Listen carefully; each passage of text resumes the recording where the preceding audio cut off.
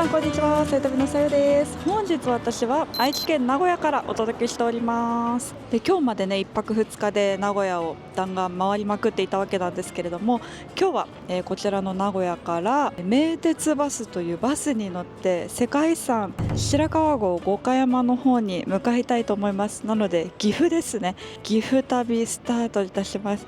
で、時刻は現在8時57分ぐらいなんですけれども、名古屋駅近辺のホテルから名鉄バスセンターまでなんとか頑張って向かおうとしている、そんなところでございます。いや、行ったことある方いらっしゃいますか？私は今回初めて行くんですけれども、もうなのでめちゃくちゃ楽しみ。昨今ではね、本当外国人に大人気な飛騨高山、そして白川郷の旅、ぜひ一緒に楽しんでいきましょう。名鉄の方にやってまいりました。もうちょっとかな。バスセンターまでのエスカレーターが出てると伺ったんだが、めっちゃ分かりやすい。もう超書いてある。3階4階とのことでございます。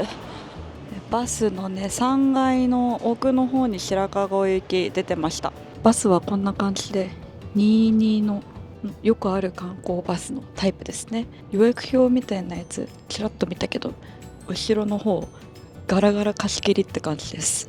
白川郷までは2時間45分ぐらいかかるんですよ。特急ひだとかで高山まで名古屋から行って、そこからバスとかいう手もあるんですけど、名古屋から行く場合はこのルートバスで1本でボンって白川郷に行くのが安くて早かったんで、ちょっと今回珍しくバス旅です。バスの設備ですね、ご紹介します。ドリンクホルダーがありまして、足元はげんこつ2つ分ぐらいかな。飛行機の LCC よりははるかに広いですね。 USB-A の充電ができます。ってことでジャストオンタイム9時20分にちょっきり出ました。もしなんか旅のお供を忘れてしまったと思ったら、ここにファミリーマートがあるので、あとセブンティーンアイスとか自動販売機もいっぱいあったので、何かおやつとかおむすびとかは買えると思います。バスストップからバスが出る瞬間、ちょっとワクワクしません？行きますよ。おーってことで名古屋バイバーイ、レッツゴー岐阜。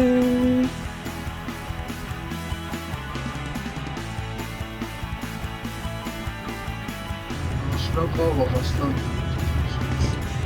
着しますということでですね、ついに、世界遺産白川郷五箇山の集落に到着いたしました。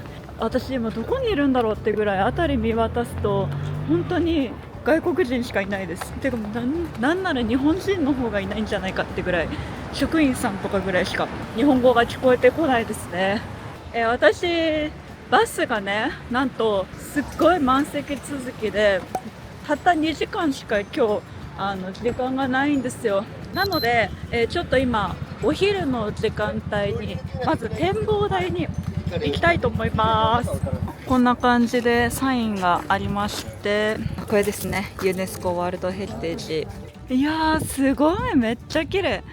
ちなみに全部このお家は南側、東西南北の南側を向いているそうです。均等にこのかやぶきの屋根に日が当たるようにっていう風に、みんな回れ右みたいな、回れ南って感じで南向いてるんだって。ちなみにこちらが展望台に行くバスです。で、片道300円なんですけれども、今の時間だけお休みなんですよ、お昼だから人少ないんじゃないかと思って先にね行きます。てか本当すごいな、なんかマジでジブリの世界が広がってるみたいな感じ。かぐや姫とかすごくない？コインロッカーもバス停のとこにあったんですけど、500円と1000円これしかなくて、たった2時間だしなと思って背負って行っちゃおうと思います。うわー、日本の原風景って感じで。ちなみに今ですね、展望台まで歩いてますが、こんな感じでめっちゃ歩きやすいの。歩きやすいし落ちないし超安全なんだけど、結構な急勾配ですよ。私は例のごとくバレーシューズで登ってますけど、伝わるかな？なかなかヘビー。でも大丈夫、私は体力がある。雨の日とかだったらちょっとあれかもね、時間うまいことやって300円かかるけどバスの方が安全かもですね。でも今日はもう気温18度、マジでハイキング日和。はい、町から約10分着きました。ここがこんな感じで、もともと何があったかというと、こちらです。小木町にお城があったそうで、それのお城の跡だとのことでございます。16世紀の戦国時代。いや、結構ヘビーだよね、これね。人間が歩いてくるとしてもね、馬使ったとしても結構ヒーヒーになるかなってとこなので、いい城だったんじゃない？体力と引き換えに美しい景色を皆様にお届けします。うおー、紅葉はそうね、もう一歩ってところではありましたけれども、でもちょっとうっすら黄金色にね、葉っぱが色が変わっているのが美しいですね。教科書で見た景色を目の前で見てるって本当これ旅の醍醐味だなってつどつど思いますけれども、こちらのね、白川郷五箇山の集落は1995年に世界遺産に登録されまして、それからね、もうかれこれ約30年ぐらいは、鎮座してまして、世界遺産ってこういう風に不動産じゃないと遺産登録されないんですよ。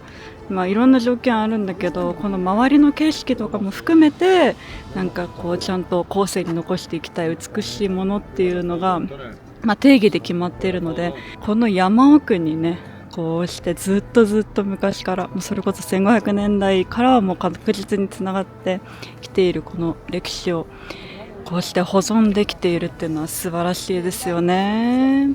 こちらのね、ボサボサっと雪んこが頭にかぶっていそうな、これこそかやぶき屋根のかやですね。で、ここの白川郷は世襲制っていうか、みんなで仲良くっていうサンリオみたいなスローガンのもと、本当に何世代にもわたって一つの家に住んで、雪深い場所ならではの産業として養蚕っていう繭とかみたいな、そういう産業と焔硝っていうのは火薬の原料なんですけど、それを作って生計を立ててるお家がいっぱいあるんです。さて、12時35分でございます。下山中です。さて、お次は国定の指定重要文化財に登録されている和田家やってまいりました。もう周りの作りからめちゃくちゃ豪邸なのがよくわかりますし、焔硝作りですごい栄えた和田ファミリーですね。ちょっとここだけね、入場してみようと思います。現金オンリーなんでお気をつけ遊ばせ。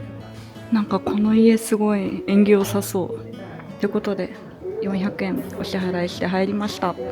さて、お邪魔いたします。この高さがさ、昔の日本を思わせるよ。ほら、私身長160なんですけどね、本当に昔の人ってちっちゃかったんだね。お邪魔いたします。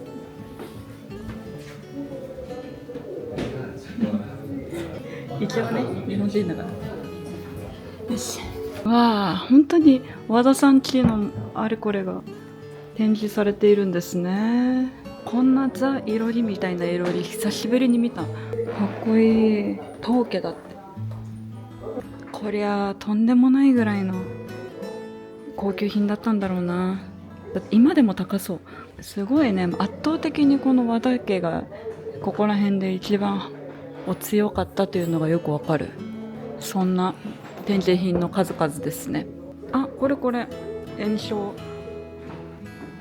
火薬の原料、焔硝と養蚕の名家というか、めちゃくちゃ作ってたお家なんですよ。待って今も生活してらっしゃるそうな、すごいね。マジでお邪魔いたします。旧2階まで上がってきました。こちらにはたくさんの道具が置いてあるんですけれども、繭を糸にする道具かなと思いますし、これは雪深くなった白川郷を歩く昔の長靴ですよね。マジ教科書がなんか 3D になったって感じ。上も行ってみましょう。あ、すごい。これかやぶきのかやのとこですね。わー、こんな広いの上。やんごとなき気持ちいいんだけど、しかもやばい、ここの窓から見えるピクチャービューが本当にピクチャー。いきますよ。今日の天気はうわこれはすごいな。おはようって言って、この景色、冬は真っ白、春は桜が咲き乱れて、夏にはね、セミの鳴き声ともっと青々とした生き生きとした木が広がるんでしょうね。すごい。こんなとこで生活してたら目良くなりそう。ちなみに反対側はというと、でもこちらもこちらで風情あるよね。調理道具たちだ。わあ、すごい。ほんと教科書の 3D 化って感じ。ちなみに皆さん、この白川郷五箇山の合掌造り集落、合掌造りってなんで合掌造りっていうか知ってますか？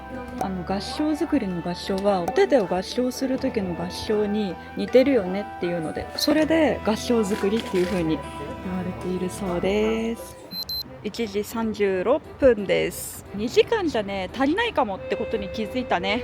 でそんなことより、こちらにアイスがあるそうなのでちょっと行ってみようと思います。白川郷の湯って言って温泉もあって、もちろん泊まることもできるんですけれども、こんな感じで大人800円で入ることもできるんですが、絶妙にあと23分なんでやめときます。でアイス食べに行こう。アイスだけでもいいって。こんにちは。じゃあどぶろくととちの実お願いします。さあ、ということでジェラートタイムです。なんて美しい景色を見ながらお菓子タイムなんでしょうか。幸せ。じゃあとちの実いきます。美味しい。麦とかわらっぽいなんかフィールする感じのナッツの味がしますね。とちの実、でもこっくりしててジェラートにしても食べ応え十分って感じ。どぶろくです。めっちゃ日本酒っぽい味する。日本酒の要は酒粕を干さないで作った濁り酒がどぶろくって呼ぶそうなんですけど、本当に日本酒の折りがめっちゃ入ってる部分の下に溜まってるところを飲んでる気分。でも全然アルコールとかは飛んでると思いますけど、日本酒のアイスすごい好きなんですよ私。美味しい、いいチョイスでした。今回2時間の滞在で、ちょっとあと15分ですけど、時間正直足りなかったね。ただ私がバスを予約するのが遅すぎて、なんと次が2時45分なんですよ。それがもう満席で取れなかったんです。なので私今回2時を取ったんですけど、そうで2時45分が満席で、その後3時15分っていうのが予約サイトの中には出てこなくて、なんと並んだ順で乗るそうです。でバスもさ、ここ始発じゃなくて富山とかから来てたりするんですよ、その高山に行くやつは。だから本当に外国人だらけだったけど、今回マジで人気あるんだなっていうのがよく分かりました。でも2時間で私絶対回ろうと思ってたところ2つ、合掌造りに入るっていう和田家と展望台は絶対行きたいと思ったんですけど、行けた上にもうたくさん写真とかも撮ったし大満足。ただもしバスの時間がもうちょっと後ろのやつが予約できてたら、多分ここの温泉に入るのとお蕎麦を食べるは組み込んだかなって思いましたね。なので今回の旅の教訓、予定が決まったらちゃっちゃとバスを取る。白川郷に関してはマジで人気スポットなので、皆さんお早めに。団体のバスもガンガン来て本当にたくさん人がいましたね。くらいかなあとは金がね、リュックも全然背負ったままで余裕でした。はい、じゃあこれ食べてバス停向かいます。はい、ということで3時5分着きました。高山駅です。駅の前めちゃくちゃ綺麗なんですけれども、ちょっぴり遅延しましたが、15分ぐらいなんで現在15時6分です。じゃあまずね、もう3時過ぎましたんで、チェックインしにホテルに向かいたいと思います。さあ、ってことで着きました。本日から1泊お世話になるホテル、こちらスパホテルアルピナ飛騨高山です。ウェルカムドリンクみたいなのが置いてある。アメニティ類こんな感じで自分で取ってくスタイルですね。カンミソリ、ヘアバンド、ヘアブラシ、ボディタオル、歯ブラシもなるね。じゃあいただいていきます。あとこちらはですね、ウェルカムドリンクとしてホットコーヒーが朝6時から深夜24時まで、もう実質ずっとってことですね。すごい、それは嬉しい。しかも見て、ちゃんと豆だ。美味しそうである。こんな感じでさまざまな枕がありますね。他にもたくさん観光のご案内みたいなものが大量にあります。はい、行きましょう。こちらのホテルに決めた理由、なんと自家源泉が湧いているそうで、ただね、80何度とかでめちゃくちゃ暑いだったかな。なので加水はされてるそうなんですけど、温泉です。やったね。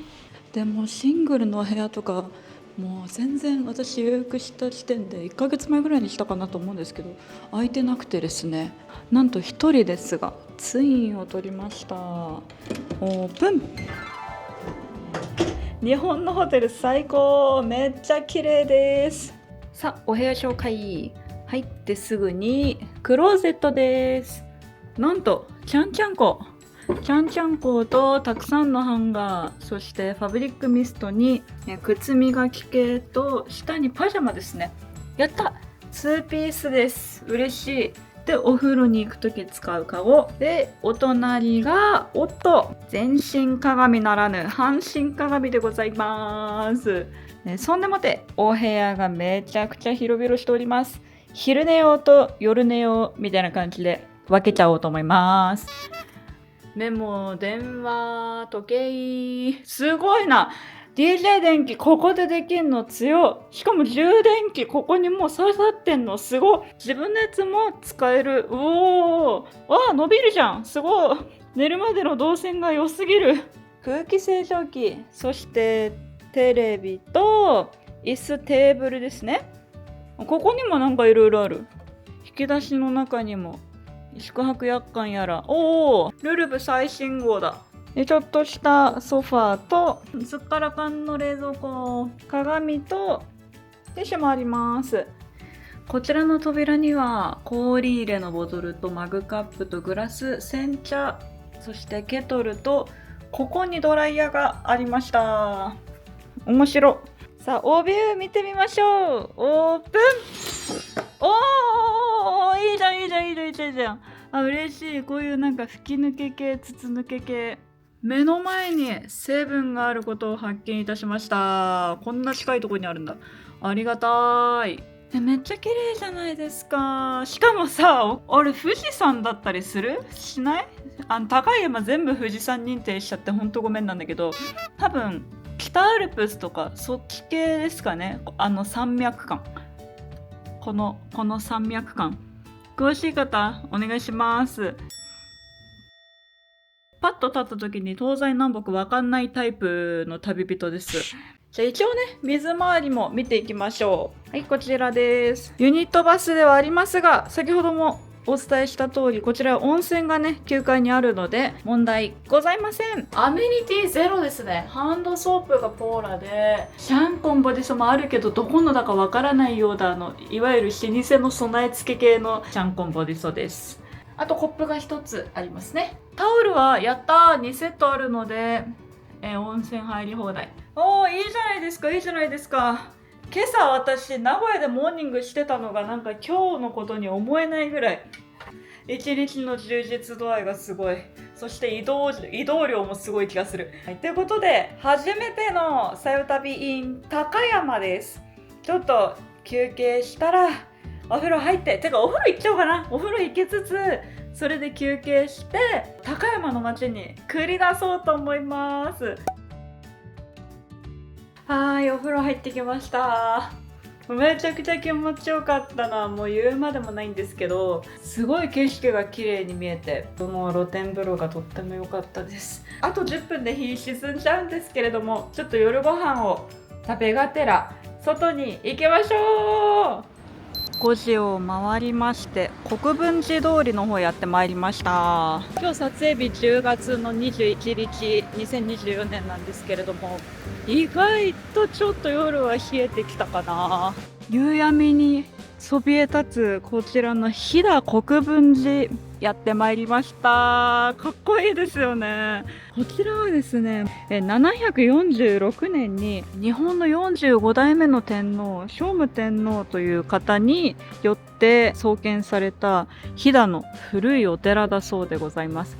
三重の塔って123、この見た目通り三重の塔なんですけれども、とんでもないパワースポットらしい。浴びとこ浴びとこさてさて、順調に国分寺通り歩いておりまする。夜ご飯の時間がどうやら5時半からスタートのお店が多くてですね、今5時20分ぐらいなんですけど、もうちょっと歩いてから決めようかなって感じ。なんかいろいろ調べた結果、さゆ旅的見解はこちらの高山はですね、お昼間にちょっと今から行くなんか大通り的な場所があるんですけど、そこで食べ歩きをするっていうのがセオリーっぽくて、私今日着いたの3時で、そこからお風呂しか入ってないんで明日ね、ちょっとそこら辺をエンジョイしに朝から行こうかなと思います。非常に風情のある橋に来ました。梶橋という橋だそうな。あらー、素敵なんとも素敵な場所に迷い込んでしまいました。こちらの文林堂というお店なんですけれども、山脇理子さんっていう本を書かれる方のその本の中で出てきたお店なんです。ここ麦落眼ってやつ、ちょっと見てこよう。こんばんは。いらっしゃいませ。麦落眼のちょっとパクパク食べられるサイズのもの買いました。かわいい。昼から永遠に冷めないそば熱を解消すべくお蕎麦行きます。1936年だって。行ってみましょう。超人気やん。実はここ5時過ぎに来てたんですよ。で5時半から開くって書いてあったから、今5時46分で満席。ざるそば950円なんですが、山菜もおろしもいいよね、なめこもとろろもいいよ。これです。飛騨牛そばというものを見つけましたので、飛騨せいろの方にしたいと思います。めっちゃ美味しそう。さあやってまいりました。こちらが一番人気の飛騨牛せいろです。やば、このサシの入りっぷりが和牛なのがよくわかる。そんでもってこのツヤツヤの手打ちのそばですよ。食べたかったね。それじゃあ心していただきます。まずは一口そばだけでいかせてください。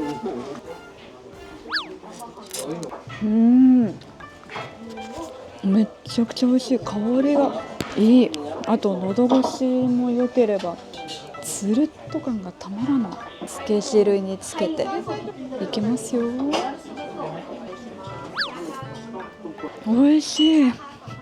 なんかもうただものじゃないつゆの味がするし、めっちゃ油がつゆにだだ漏れてて最高に美味しい。いざいでよ飛騨牛ほぐして食べてねっておっしゃってましたね。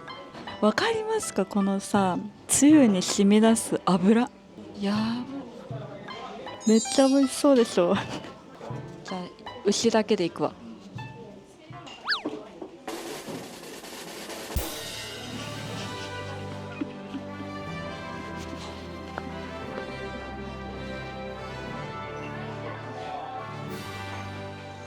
うまい。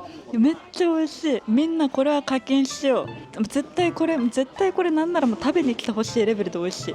じゃあ次は超絶贅沢な肉そば行ってきます。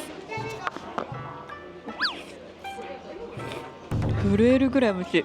肉増量すればよかったかなってぐらい、もう旨味がもうここに凝縮されてるし、飛騨牛の美味しさをちゃんと正しい方向で存分に発揮してて最高です。それじゃあゆっくり食べます。もう最高に美味しいよ。ガブガブいってくるね。本格的にお風呂入ってきました。めっちゃ気持ちよかった。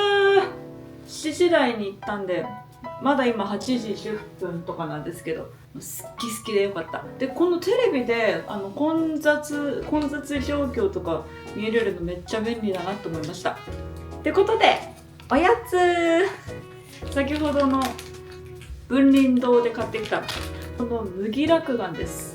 いただきます。こんな感じで丸三角、わかりますか？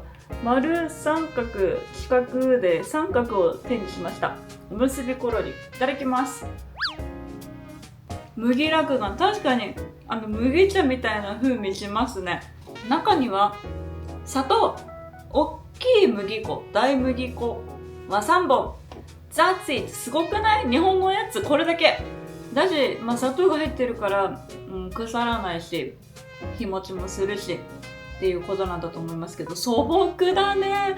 そばぼうろみたいな感じの味で、コンペイトーより柔らかいサブレ的な感じに寄せた噛み心地で、香りが麦茶です。わー、なんかこれはなんていうかタイムスリップしてる気分だ。美味しいです。味は私すごい麦茶のものとか、麦茶大好きだし、小麦も大好きだし、これ大麦粉だけどなんだかわかんないけど、なんか面白いですね。じゃあゆっくりしまーす。0時です。明日はねちょっと晴れるそうなので、また高山を続き回りたいと思います。今日も楽しかった。じゃあまた明日、おやすみなさい。おはようございます。高山デイツー。いいお天気になりそうなんじゃないの？爆睡かましすぎまして、現在8時50分でございます。いや、よく寝た。ここチェックアウト10時なんですよ。最近ほんと11時とか12時のホテルばっかり泊まってたから、ちょっと急いであと70分でホテル出たいと思います。頑張る私。さあ、ということでですね、高山でいつ始まりました。9時50分です。今から昨日は出発したのがもう日が落ちる寸前だったので、いろいろ行けなかった方にちょっと今日は行きたいと思います。ということでやってまいりました。まずは陣屋という場所になります。7時ぐらいから11時ぐらいまで朝市が行われてます。同じ敷地でこんな感じで新鮮なお野菜とかお米とかフルーツとかそんな感じで売られているのね。ということでやってまいりました。こちら高山陣屋です。ここにねモニュメントが立っている通り、史跡高山陣屋、大人は440円で、時間が季節によって違うのでお気をつけ遊ばせって感じ。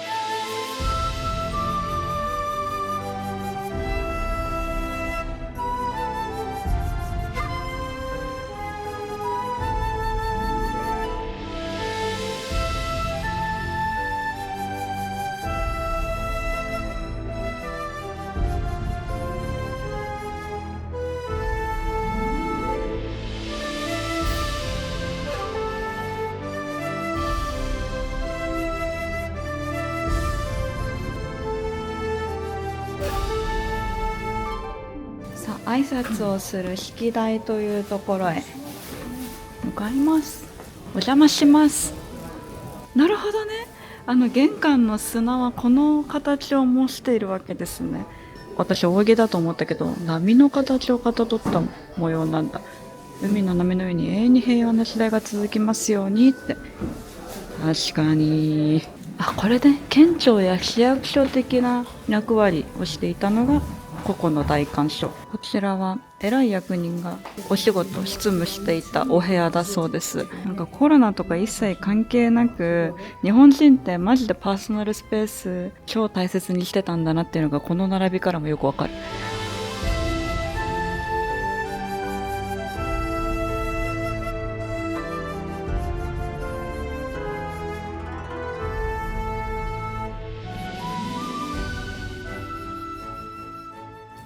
マヌキウサギの釘隠し、こちらのことなんですけど、ざっくり言うと釘の頭をいい感じになかったことにするデザインみたいな。かわいい。ここで隠してるってことでしょ。すご。なんかさ、勝手どころ。いいねいいねいいね。ここでご飯炊いてたんでしょ。なんか私も学生の頃に友達と手紙交換するときに文字間違っちゃった時とかにウサギにしたりとかさ、なんかミツバチにしたりとかして直してましたけど、そういう気があるんかね、日本人は。ちょっとでも可愛くみたいな。いいよね、その心意気。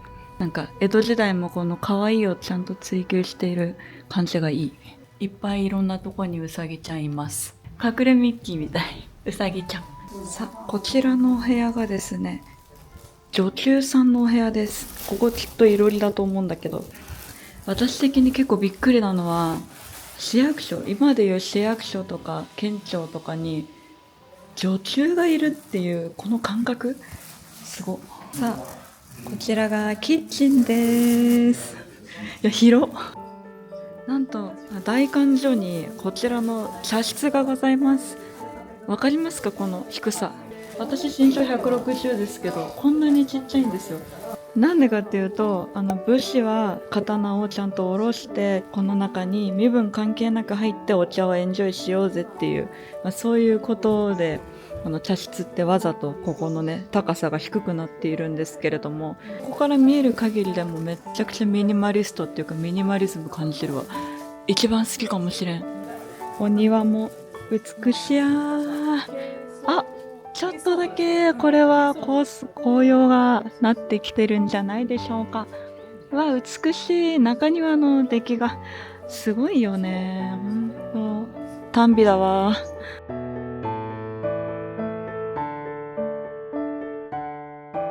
ちなみにこの博物館となっているこちらの建物、御蔵と言いまして、高山御蔵という名前なんですが、米入れるとこですね。年貢に収められた米をここにマジでストアハウスって入って書いてある通り、ここに収めていたんですね。陣屋前にはこうして草枝神社かな、陣屋前にはこうして神社があったり、中橋という橋だそうです。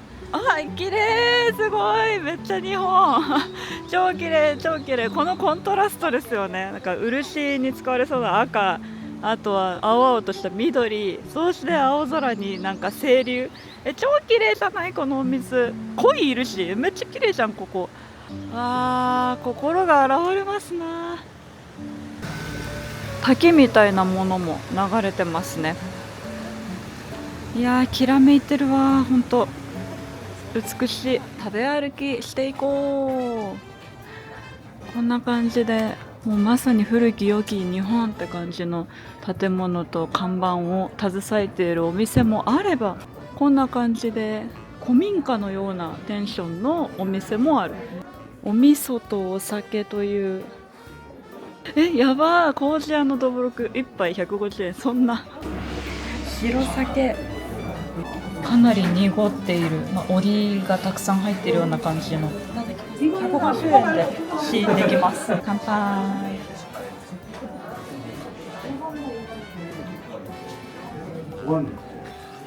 うま。かなりフルーティーな感じすらも感じるような味なんですけど、これで7度入ってるらしいんでちょっと高めです。ビールぐらいの度数はありますよね。クイック飲めちゃう。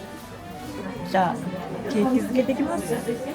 マジか、ここ上皇陛下来たことあるらしいですよ。写真で残ってる。すごい。フラッと入ったけどいいとこだったな。なんかめっちゃ美味しそうなんですけど、高山ってみたらし団子有名なの？こんにちは。一本みたらし団子ください。いただきます。焦げ目がついてて美味しいですね。タレがかかってて甘いとかそういうことじゃなくて、割としょっぱくて、焼きたてとかだったらまた違う味だったのかな。天気良くてマジでありがとうっていう気持ちでいっぱい。さあ、古い街並みを抜けまして次にやってきたのはこちら、宮川朝市です。先ほどはね陣屋の方の朝市行ったんですけど、こちらの方がもう見るからに超栄えてるなんか川沿いで雰囲気もいいですし、どっちかしか無理ってなったらこの宮川朝市の方が個人的にちょっと心が躍りそうです。こちらの高山林生堂というお店で玉天買いました。かわいい。こんな感じで作ってるんですね。じゃあいただきます。面白い。和風のマシュマロみたい。失礼します。こんな感じで中身真っ白ふわふわでメレンゲ的な、この味は卵ボーロですね。で、口どけもなんかザラザラしてないふわふわの卵ボーロみたいな。結構温かくて甘くて柔らかい感じなので、可愛いし美味しいし、なんか新感覚だけど味が古の頃より馴染みのある味って感じで面白い。これは食べ歩きじゃなかったら私出会わなかった味ですね。楽しい。美味しい。胃袋の邪魔をしないのもすごいなんか食べ歩き向きだけど美味しい。楽しい。食感が。最後にちょっとここ目つけてました。ひびこれ口実さんというおむすび屋さんです。ただ一個気づいてしまった。飛騨牛しぐれ、これ土日だけかも。週末限定って書いてある。さあ、散々食べ歩きをしてやっとご飯でございます。ひびこれ口実さんで買ったおむすびのセット。めちゃくちゃにいいお天気とバイブスの中、川辺でランチです。いただきます。それじゃあ肉水からいただきます。飛騨牛の肉水だそう。いただきます。お肉たっぷり入ってて出汁もしっかり出てましてね、そこにおネギの爽やかな感じと白だしの優しい味がマッチしてます。おにぎり2つと肉水で950円だったんでお得なセット。ただお昼に閉まるので朝ごはん要員ですね。これはね、あったかいおむすび。私は大好きな明太子と鮭にしました。いただきます。うますぎ。ご飯の炊き方と、あとふっくら握られたこのおむすびにピリッと明太子、そして海苔の風味がこれでもかと周りを包んで、温かいしいい香りだし、本当日本人でよかったって思うそんなランチですね。それじゃあゆっくり食べます。なんか割と無駄なくパッパと動いて2時間半ぐらい歩き続けているので、結構観光3時間とか3時間半とかぐらいあっても、もしお店に入ってご飯食べる場合は逆にそれぐらいのがいいかもしれないですね。なんかコンパクトだし全然歩いて回れるところにいろいろあるんだけど、見どころが多くて観光地として楽しいです。ということで岐阜県の白川郷と飛騨高山の旅いかがでしたでしょうか。1泊2日で本当に大満喫できまして、すごい素敵なところをたくさん皆さんにご紹介できたんじゃないかなと思います。この後は実は私富山の宇奈月温泉に行く予定だったんですけどやばいことが起きたの。ちょっとこの高山駅じゃないですか、ここで。私ずっと立山駅って調べてて、スタートの駅を間違えてね、この後料亭を組んでまして、なんと宇奈月温泉に今から行きたいんだけど、立山駅と高山駅間違えて調べてたから、もう一回立て直さなきゃいけなくてこんなことあるって感じなんだけど、とりあえずこのまま宇奈月温泉行く予定だったんですが、一回富山に今から行きます。マジかよ。ちょっともう本当に自分しっかりしか言いようがないんですけど、笑えないよね。2時間もあれば着くと思ってたのに、こっから5時間ぐらいかけて今から、なんで気づかなかったんだろう。そんなことあるって感じなんだけど、とにかくこの後のビデオご期待ください。というかどうなっちゃうんだろう。頑張れ私。最後まで見ていただきありがとうございました。マジで頑張れこの後と思ってくださった方、ぜひチャンネル登録、高評価よろしくお願いします。はい、今からね富山の宇奈月温泉に行きますよ。私は無事に今日中にたどり着けるのでしょうか。また次のビデオでもお会いしましょうバイバイ from 高山駅でした。マジそんなことある。マジ立って私しっかりしてよ。え